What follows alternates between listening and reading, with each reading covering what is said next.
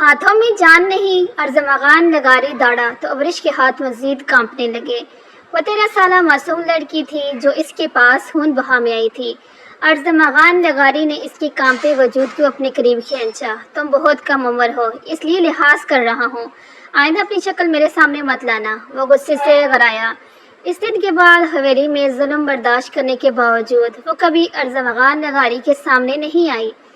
پر 4 سال بعد وہ ارزمغان لغاری کی ہی شادی پر اس کے کمرے میں سامان رکھنے گئی تھی۔ جب ارزمغان لغاری اسے دیکھ پتھر ہو گیا۔ وہ مکمل حسن کی ملکہ، نازک و معصوم لغاریوں کی حویلی میں خوب رونق لگی ہوئی تھی، بلکہ جشن کا سماں تھا، کیونکہ احسان لغاری کے سب سے چھوٹے اور لاڈلے بیٹے ارزمغان لغاری کی شادی تھی، جو 4 سال بعد ایک ہفتے پہلے امریکہ سے تعلیم مکمل کر کے لوٹا تھا۔ اس کی ہونے والی بیوی ماہین اس کی اکلوتی پھپھو کی بیٹی تھی، جو کہ شہر میں رہتی تھی۔ ماہین اور اس کے درمیان بچپن سے دوستی تھی۔ امریکہ میں جتنا عرصہ اس نے گزارا، دونوں رابطے میں رہے۔ ماہین تو اس سے محبت کرتی تھی، مگر ارزمغان کے دل میں اس کے لیے محبت جیسا کوئی جذبہ نہیں تھا، لیکن وہ اس سے پسند ضرور کرتا تھا۔ ویسے بھی اسے ایک پڑھی لکھی بیوی چاہیے تھی، اور ماہین کے علاوہ پورے خاندان میں کوئی بھی ایسی لڑکی نہیں تھی جو ایم اے پاس ہو، اس لیے وہ ماہین سے شادی پر مطمئن تھا۔ روشنیوں سے جگمگاتی حویلی میں شادی کی تیاریاں زور و شوروں سے جاری تھی۔ مہمانوں کی آہ بھگت ہو رہی تھی، ہر کسی کے چہرے پر مسکراہٹ تھی، خوشی تھی، سوائے اس 17 سالہ لڑکی کے، جو آج سے 4 سال قبل محض 13 سال کی عمر میں لغاریوں کی اس حویلی میں بنی ہو کے آئی تھی، اور ابرش حسن تھی، شہر کی رہنے والی۔ بدقسمتی سے آج سے 4 سال پہلے اس کا بھائی ساحل حسین اپنے ایک دوست سے ملنے ان لغاریوں کے گاؤں آیا تھا۔ کھیتوں کے درمیان بنی چھوٹی سی پختہ سڑک پر اس کی گاڑی فل سپیڈ سے جاری تھی، جب اچانک کھیتوں سے نکل کر کچھ بھاگتے ہوئے بچے گاڑی کے سامنے آ گئے۔ اس نے بوکھلاہٹ میں بریک تو لگائی، مگر بچتے بچاتے بھی ایک بچہ گاڑی کی زرد میں آ گیا، اور پھر بعد میں زخموں کی تاب نہ لاتے ہوئے فوت ہو گیا۔ وہ بچہ لغاریوں کا تھا، احسان لغاری کے بڑے بیٹے شہباز لغاری کا 8 سالہ بیٹا ارحم لغاری۔ ساحل کو لغاریوں نے پکڑ لیا۔ جب یہ خبر شہر پر گھر پہنچی تو اس کے باپ حسن صدیقی اور ماں پر قیامت ٹوٹ پڑی۔ ساحل ان کا اکلوتا بیٹا تھا، جونی میں پڑھتا تھا۔ وہیں پر چودھری کا کامران ان کے بیٹے فیصل سے اس کی دوستی ہوئی، اور بدقسمتی سے وہ ایک بار اس سے ملنے چھٹیوں میں اس کے گاؤں میرن گوٹ گیا تھا، اور وہاں مصیبت اپنے سر مول لیا بیٹھا۔ حسن صدیق فوراً اپنے رشتہ داروں کو لے کر میرن گوٹ پہنچے۔ چودھری کامران نے ان کا بھرپور ساتھ دیا۔ لغاریوں کا جو ساحل کو پولیس کے حوالے کرنا چاہتے تھے، چودھری کامران کی کوششوں سے ہی پنچایت کے لیے راضی ہوئے، اور پھر خون بہا میں ساحل کی اکلوتی 13 سالہ بہن ابرش کو ارزمغان لغاری کے نکاح میں دے کر لغاریوں کے حوالے کر دیا گیا۔ اگرچہ حسن صدیق اور اس کے خاندان کا دل اپنی معصوم بچی کو غنی کرنے پر خون کے آنسو رو رہا تھا، مگر ساحل کو بچانے کے لیے اس کے سوا کوئی چارہ نہیں تھا۔ ڈری سہمی معصوم سی ابرش اپنے بھائی پر قربان ہو کر جب لغاریوں کی حویلی آئی تو سب سے پہلے شہباز لغاری کی بیوی شہناز نے تشدد کا نشانہ بنی۔ اس کے بعد جس کا دل چاہتا ویسے زرکوب کرتا، سوائے زرتاج لغاری کے، جنہیں سب اماں جان کہتے تھے۔ زرتاج لغاری احسان لغاری کی بیوی تھی۔ صرف انہیں ہی اس 13 سالہ بچی سے ہمدردی تھی۔ غلطی اس کے بھائی سے ہوئی تھی، جس میں اس بچی کا کسی قسم کا کوئی قصور نہیں نکلتا، اس لیے ان کے نزدیک بچی پر تشدد کرنا صحیح نہیں تھا، مگر یہ بات صرف منہ سے ہی سمجھائی جا سکتی تھی۔ بیٹوں یا بہوؤں اور ان کے بچوں کو اس بچی پر ظلم کرنے سے روک نہیں سکتی تھی۔ البتہ انہوں نے سختی سے کہہ رکھا تھا اس بچی کو ارزمغان کے کمرے میں نہ بھیجا جائے۔ اس کے لیے انہوں نے ایک کوثر نامی ملازمہ کو ذمہ داری سونپی تھی کہ وہ اسے اپنے ساتھ سلایا کرے۔ وہ نہیں چاہتی تھی کہ محض 13 سال کی بچی نفرت کا شکار ہو کر اپنی معصومیت کھو دے، لیکن ان کی بہو شہناز، جن کا بیٹا ارحم حادثے کا شکار ہوا تھا، وہ اس بچی سے سخت نفرت کرتی تھی۔ اس لیے ایک دن انہوں نے کوثر پر سختی سے منہ بند رکھنے کا حکم دیا۔ ابرش کو گھسیٹتی ہوئی ارزمغان کے کمرے میں لے گئی اور کہا، یہ لو تمہاری بیوی ہے، اس کے ساتھ بیوی والا سلوک کرو۔ سمجھانے کے لیے نہیں لائے اسے ہم یہاں۔ ارزمغان جو اپنے بیڈ پہ بیٹھا تھا، ان کے جانے کے بعد ڈری سہمی بچی کی طرف متوجہ ہوا، جو آنسی بھری آنکھوں سے اسی کی طرف دیکھتے ہوئے کانپ رہی تھی۔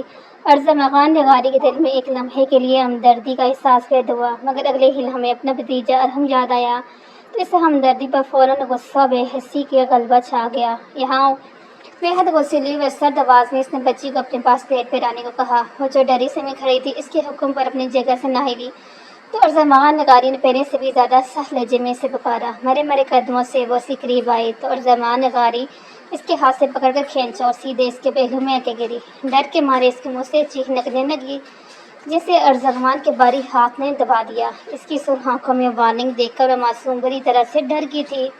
क्या नाम है तुम्हारा? इसके मुंह से हाथ उठाकर अर्ज़मान नगारी ने सख्त लहजे में पूछा। अब्रिश। वो खौफज़दा से में मनाई। अर्ज़मान नगारी के कुछ पल इसकी डरी से अपनी आंखों में देखता रहा। वो बिला वजह बिला शुबा बरकशिश बच्ची थी। इसका दिल इस पर तरस खाने को चाह रहा था मगर 8 साल के फूल जैसे अरहम की मौत इसे तरस खाने पर रोक रही थी। इसने अब्रिश के बाजू से पकड़कर उठाया। खुद लेटते हुए इसे अपने पाँव दबाने का हुक्म दिया। अब्रिश डरते डरते अपने नाजुक छोटे छोटे हाथों से इसके पाँव दबाने की कोशिश करने लगी। जिंदगी में पहली मर्तबा ऐसा काम कर रही थी तो कैसे सही से कर पाती। 5 मिनट गुजरे थे जब अर्ज़मान नगारी ने इसे छड़क कर ठीक से पाँव दबाने को कहा। इसके खौफ से अपनी पूरी एनर्जी लगाकर पाँव दबाने लगी मगर वो फिर भी मुतमईन न हुआ और इस पर भड़कने लगा। इतनी दूध पीती बच्ची नहीं हो जो ये काम ढंग से न कर सको। हाथों में जान नहीं है तुम्हारे? वो इसके नारों और नाजुक हाथों को अपने सख्त गिरफ्त में लेते हुए बढ़ाया तो अब्रिश को डर के रोने लगी। खामोश। इसके झड़कने पर खामोश होने के बजाय इसका रोना मज़ीद तेज़ हुआ तो बुरी तरह से चिल्ला गया और इसके कांपते वजूद को अपने करीब करते हुए सर दबाजे बोला। मैंने तुम्हें कहा कि खामोश हो जाओ। सिर्फ तुम्हारी कम उम्री का लिहाज कर रहा हूँ। अगर तुम इतनी छोटी ना होती ना तो अर्ज़मान नगारी की वहशत आज तुम पर निकलती। इससे पहले मैं खुद पर कंट्रोल खो दूँ। दफ़ा जाओ यहाँ से और आइंदा कभी मेरे सामने मत आना। इसके धकेलने पर अब्रिश बेड से कारपेट पर जा गिरी। तकलीफ़ का एहसास हुआ मगर तकलीफ़ की परवाह किए बिना वो रिहाई पाकर बिजली सी तेज़ी से उठी भागकर बाहर निकल गई। इसका रुख अम्मा जान के कमरे की तरफ था क्योंकि सिर्फ वही थी जो इसे नान डांटती थी। जरताज लगारी बेड पर लेटी हुई थी और सिर इनकी टांगें दबा रही थी मगर इसके चेहरे पर शिद्दत इज़्तिराब था। रोते ही अब्रिश अंदर दाखिल हुई तो जहाँ इसके चेहरे पर का रंग उड़ा वहाँ जरताज लगारी का भी चूम गई। अब्रिश सीधी जरताज लगारी से लिपट कर रोने लगी। जरताज लगारी ने इसे थपथपाकर मुश्किल चुप करवाया और फिर पूछने पर अब्रिश ने जो कुछ बताया इसे सुनकर उन्होंने कहर भरे तासरत से कौसर की तरफ देखा जिसने शर्मिंदगी से सर झुका लिया। अगली सुबह जरताज लगारी ने अपने बोरी बस्ता बांधा और दरमियान वाले बेटे फराज लगारी के पास शहर जाने का फैसला किया। यह फैसला उन्होंने अब्रिश की वजह से किया था लेकिन अब्रिश इनके साथ जाने का सुनकर जब शहनाज ने मुखालफत करनी चाहिए तो इसके शौहर शहबाज लगारी ने से ये कहते खामोश करवा दिया कि अम्मा को अपनी देखभाल के लिए वहाँ ऐसी मुलाजम की ज़रूरत होगी तो 24 घंटे इनके साथ रहे। शहनाज शोर के सामने तो खामोश होगी मगर सांस की चालाकी पर अब इन्हें हुक्ता हुआ आया जो इस तरीके को बचाना चाहती थी। अब्रिश ने शेरा का सुकून का सांस लिया। फराज लगारी की बीवी साहिबा भी अच्छी फिरती खातून थी। सांस की तरह इन्हें भी अब्रिश से हमदर्दी थी। अब्रिश 24 घंटे अम्मा जान के साथ रहती थी इसलिए आहिस्ता आहिस्ता वैसे बहुत मानूस हो गई। फराज लगारी के बच्चे जो अब्रिश के हम उम्र थे इन्हें स्कूल जाता देखकर इससे शिद्दत हसरत होती थी। इसलिए एक दिन जरताज लगारी से अपनी इस ख्वाहिश का इजहार किया तो जवाबन खामोश होगी क्योंकि वह जानती थी अगर इसे स्कूल भेजती तो लाजमन यह खबर शहबाज लगारी, एहसान लगारी और शहनाज तक पहुंच जाती तो यकीनन एक तूफ़ान खड़ा हो जाता। फिर अब्रिश को वापस हवेली बुलवा लिया जाता। इसलिए वह उसकी ख्वाहिश पर खामोश होगी मगर साहिबा लगारी ने इसके मसले हल निकाला। इन्होंने इसके लिए प्राइवेट पढ़ने का इंतज़ाम कर दिया। वो खुद ही इसे पढ़ाती थी। फिर एक स्कूल की प्रिंसिपल इनकी दोस्त थी। इसी से कहकर उन्होंने अब्रिश को इनके स्कूल में 8वीं क्लास के पेपर दिलवा दिए लेकिन इस बात को इतना खुफिया रखा कि इनके शौहर फराज लगारी तक को पता न चल सका। सिर्फ अम्मा जान ही वाक़िफ़ थी। 8वीं के पेपर इसने अच्छे नंबर से पास किए। बहुत ज़हनी बच्ची थी इसलिए साहिबा को इससे हमदर्दी थी कि एक ज़हनी बच्ची फरदूसा रस्मों की भेंट चढ़कर तालीम से महरूम न रहे। 9वीं और 10वीं के पेपर बोर्ड के थे इसलिए अब्रिश को अच्छे ट्यूटर की ज़रूरत थी। इसका खर्च साहिबा लगारी ने यह निकाला कि वो इसे हफ्ते में 2-3 बार अपनी प्रिंसिपल दोस्त के घर ले जाती और वहाँ अब्रिश को वो अच्छा खासा गाइड कर देती। ज़हनी तो वो थी ही, जल्द पिक कर लेती थी। 9वीं जमात के बोर्ड के पेपर जब हो रहे थे तो पहले तो इसने आराम से दे दिए मगर आखिरी पेपर से एक दिन पहले शहनाज लगारी वहाँ आ गई। इसकी अचानक आमद ने अम्मा जान ابرش اور صاحب لگا تینوں کو پریشان کر دیا۔ اگر انہیں ابرش کی پڑھائی کی ذرا بھی بینگ پڑ جاتی تو بہت بڑا مسئلہ ہو جاتا، لہٰذا پیپر والدین صاحبہ انہیں زبردستی بیٹھ کر پیپر دینے کی ڈشکی میں بٹھا کر پیپر دینے کی۔ صاحبہ لغاری نے 3 گھنٹے اپنی جٹھانی کو شاپنگ کے بہانے مارکیٹ میں مصروف رکھا۔ جب انہیں گھر سے کال آئی کہ ابرش پیپر دے کر واپس آ چکی ہے، تب ان کی جان میں جان آئی اور وہ شہناز کو لے کر واپس گھر آئی۔ اس کے پیپرز کے بعد اماں جان اسے ساتھ لے کر واپس حویلی چلے گی، کیونکہ اب شہناز کے علاوہ اور کوئی مسئلہ نہیں تھا۔ ارزمان پڑھائی کے لیے امریکہ جا چکا تھا۔ حویلی میں ایک مرتبہ پھر اس کے ساتھ نوکرانہ سلوک ہونے لگا، مگر وہ صبر کے ساتھ برداشت کر رہی تھی۔ ویسے بھی 2 سال بیت چکے تھے، وہ ذہنی طور پر پہلے سے زیادہ سمجھدار ہو چکی تھی۔ اب اسے اپنے رزلٹ کا انتظار تھا، کیونکہ اماں جان نے کہا تھا اس کے رزلٹ کے بعد ہی وہ اسے واپس چھ لے کے جائیں گی۔ رزلٹ اس کی توقع سے بھی زیادہ شاندار آیا۔ صاحبہ لغاری نے اسے چپکے سے فون کر کے مبارکباد دی۔ ابرش بہت خوش تھی۔ ان 2 سال میں پہلی مرتبہ ایسا موقع آیا تھا جس میں اسے کوئی خوشی نصیب ہوئی تھی۔ اس نے زاردائی سے اماں جان کے کان میں بتایا تو وہ بھی اس کی طرح شہناز نے ابرش خوش ہوئی اور دوسرے دن اس لیے شہر چلے گی۔ ہر بار کی طرح شہناز نے ابرش کو روکنے کی کوشش کی، مگر ناکام رہی۔ ویسے بھی ان سب ابرش کو اماں جان کی ذاتی ملازمت سمجھتے تھے، تو شہناز لغاری کی اس تکرار کا ابرش کو حویلی میں رہنا چاہیے کوئی اتفاق نہیں کرتا تھا، لہٰذا سب کا یہی حال تھا، جہاں اماں جان رہے گی وہیں لڑکی بھی ان کے ساتھ رہے گی۔ یہ کسی کو اندازہ نہیں تھا کہ اماں جان اپنے لیے اپنے ساتھ نہیں رکھتی، بلکہ اس کے لیے اسے اپنے ساتھ رکھے ہوئی تھی۔ 9ویں جماعت کی طرح 10ویں جماعت بھی اس نے اچھے نمبر سے پاس کر لی، تو صاحبہ لغاری نے 11ویں کتابیں منگوا دی اور پڑھائی میں مصروف ہو چکی تھی۔ 4 سال کا عرصہ گزر چکا تھا۔ شروع میں تو اپنے گھر والوں کو یاد کر کے روتی تھی، مگر پھر سمجھدار ہونے پر گھر والوں کے لیے اس کے دل میں غصہ پیدا ہو چکا تھا، جنہوں نے اپنے بیٹے کو بچانے کے لیے کوئی اور حل نہیں نکالا اور پڑھے لکھے ہونے کے باوجود 13 سال کی عمر میں اسے گاؤں کی ایک فرسودہ رسم کی بین چڑھا دیا۔ اگرچہ اماں جان نے 1-2 بار اس سے کہا بھی کہ اپنے وہ گھر والوں سے ملنا چاہتی ہے تو وہ اسے ملوا سکتی ہے، مگر ابرش نے انکار کر دیا۔ اسے پتہ چلا ارزمان لغاری امریکہ سے واپس آ رہا ہے اور حویلی میں اس کی شادی کی تیاریاں شروع ہو گئی ہیں۔ ابرش کا دل نہ جانے کیوں مضطرب اٹھا۔ اگرچہ اس کے ارزمان لغاری سے صرف نام کا رشتہ تھا، مگر پھر بھی تھا تو صحیح۔ ارزمان لغاری اسے اپنی پہلی اور آخری ناخوشگوار ملاقات کے ذہن کے پردے پر نقش تھی، جسے اس شخص نے اسے صرف رلایا تھا، ڈرایا اور ضد میں پہنچائی تھی، مگر اس سب کے باوجود نہ جانے کیوں ارزمان لغاری کی شادی کا سنکار اس کا دل دکھا تھا۔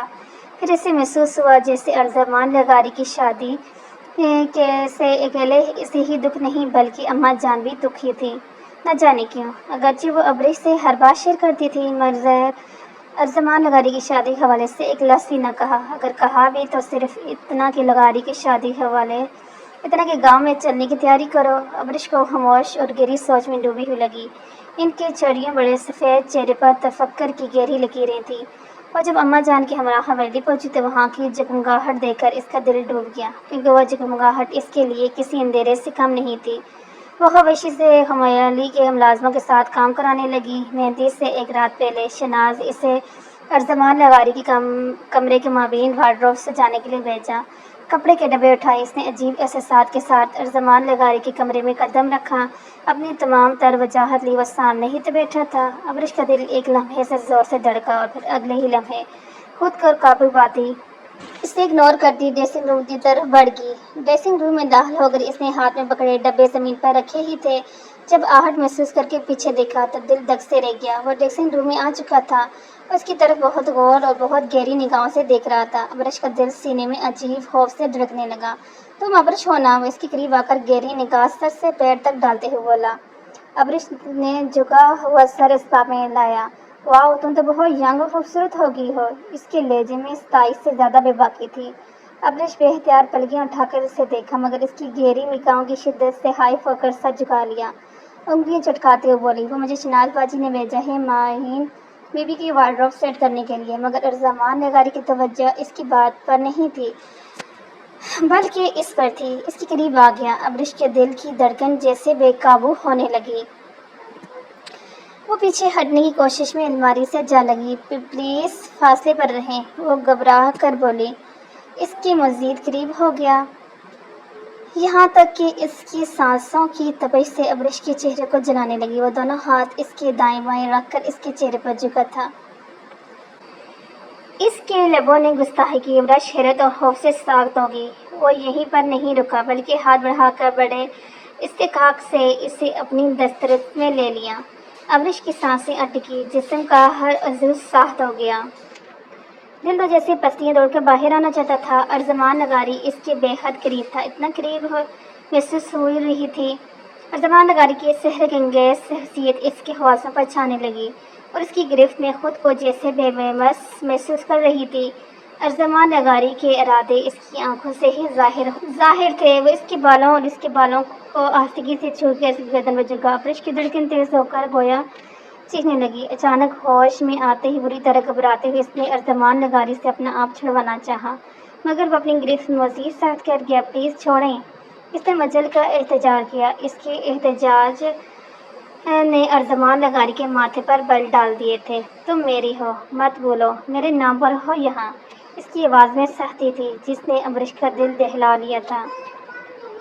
اس نے کچھ کہنا چاہا مگر منہ سے کوئی لفظ نہ نکل سکا۔ اس کی آنکھوں سے آنسو بہہ نکلا جنہیں ارزمان نگاری نے اپنے پھولوں سے چن لیا تھا۔ دل ڈر رہا تھا، ساتھ نہیں دے رہا تھا، مگر کوئی انکہی سی کشش بھی تھی جو وہ ارزمان نگاری کو روک نہ سکی۔ ارزمان نگاری نے تو اپنے چند پل رنگین کرنے کے لیے رشتے کا حق استعمال کر لیا تھا، مگر ابرش کی جان پر بن گئی تھی۔ وہ بہار میں مطلع اماں جان کے پاس لیٹی ہوئی تھی اور اماں جان تفتیش میں مطلع تھی کہ اچھی بھی کام کر رہی تھی۔ پھر اچانک اس سے بہار کیسے ہو گیا؟ جس رات ارزمان نگاری کی ویڈنگ نائٹ تھی، وہ ایک پل کے لیے نہ سو سکی۔ آنکھوں کے سامنے اپنے اور اس کے قربت کے لمحات گھومتے رہے۔ کیسے اس شخص نے اس پر اپنا حق جتا کر اسے بکھیر دیا اور خود اب کسی اور کی قربت کے ساتھی بن بیٹھا۔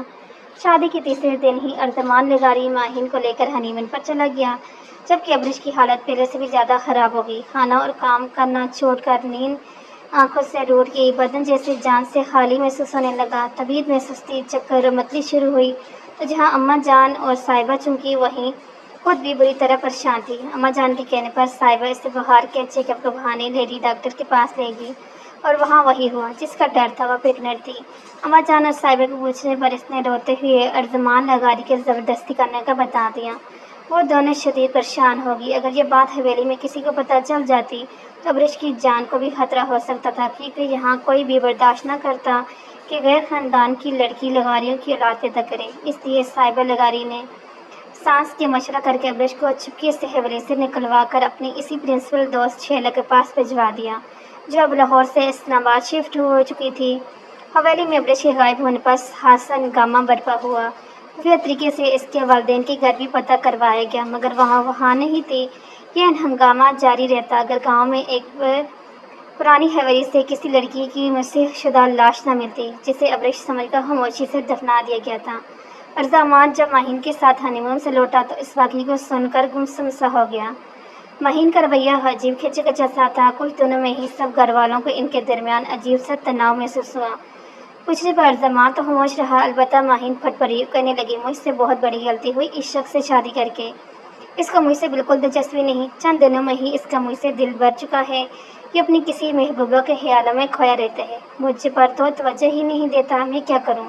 سب گھر والوں کو رو رو کر بتاتی رہی۔ پھر اس بات کو لے کر ارزمان نے اور اس کے درمیان زبردست جھگڑا ہوا اور ارزمان کا کہنا تھا کہ یہ ہماری پرسنل باتیں گھر والوں کو بتا کر تم غلط کیا ہے، جبکہ ماہین کو لگتا تھا اس نے بالکل صحیح کیا ہے۔ اس کے ایسے اقدامات سے ہی تو ارزمان کو اپنے رویے کا احساس ہوگا، مگر وہ غلطی پر تھی۔ ارزمان کو احساس کیا ہونا تھا، دونوں کے درمیان مزید تعلق خراب ہو گئے۔ بالآخر 3 مہینے بعد ماہین لوٹ کر میکے چلی گئی اور کچھ ٹائم بعد ہی واپس بھی آ گئی۔ تعلق تو دونوں کے درمیان شادی کی پہلی رات کے بعد سے ہی ٹھیک نہیں تھا۔ اب کھلے عام جھگڑوں کے بعد دوستی بھی ختم ہو گئی تھی۔ پھر جلد ہی ماہین کو اندازہ ہو گیا تھا وہ جس کی محبت میں مبتلا تھی وہ کوئی اور نہیں، ونی میں آئی ہوئی لڑکی ابرش تھی جو اس کے نکاح میں تھی۔ لیکن ماہین اس ونی کے نکاح سے ہمیشہ بے فکر رہی، کیونکہ اسے معلوم تھا ونی میں آئی ہوئی لڑکی صرف ارزمان کے نام سے ہی جڑ کر حویلی میں رہے گی، اسے کبھی ارزمان نگاری کی بیوی کا حق نہیں ملے گا۔ نہ ہی اس کی اولاد پیدا کرنے کا، اس لیے اس بارے میں ٹینشن لینا تو دور، اس نے سوچنے کی بھی زحمت نہیں کی، لیکن اب اسے احساس ہو رہا تھا اس کی لاپرواہی رہ کر غلطی کی۔ ارزمان کی نظر میں آنے سے پہلے اسے کسی بہانے حویلی سے نکلوا دیتی تو آج اس کی ازواجی زندگی تو خراب نہ ہوتی۔ بے شک وہ زندہ نہیں تھی، مگر ارزمان کے دل میں موجود تھی۔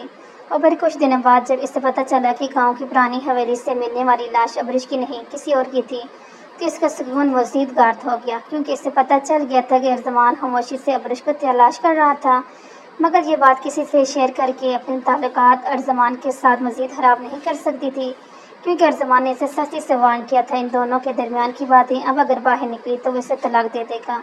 طلاق کے ڈر سے ماہین نے منہ بند رکھا، اس لیے ابرش کے زندہ ہونے کی خبر کسی کو پتہ نہ چل سکی۔ دوسری طرف ابرش کی زندگی ایک پرعزم زندگی میں تبدیل ہو چکی تھی۔ اس نے نہ صرف ماں بننے کی ذمہ داری کو سنبھالا بلکہ اپنی تعلیم جاری رکھی۔ اس سب میں سابر لغاری کی دوست شیلا فاروقی نے اس کو بھرپور ساتھ دیا۔ اس کے بیٹے کا نام رائم بھی شیلا فاروقی نے ہی رکھا تھا۔ ابرش کے لیے چھوٹی بہنوں کی طرح تھی۔ شیلا فاروقی نے شادی نہیں کی، اپنے اسکول، اکیڈمی اور NGO چلاتی تھی، ایک کامیاب ورکنگ ویمن تھی۔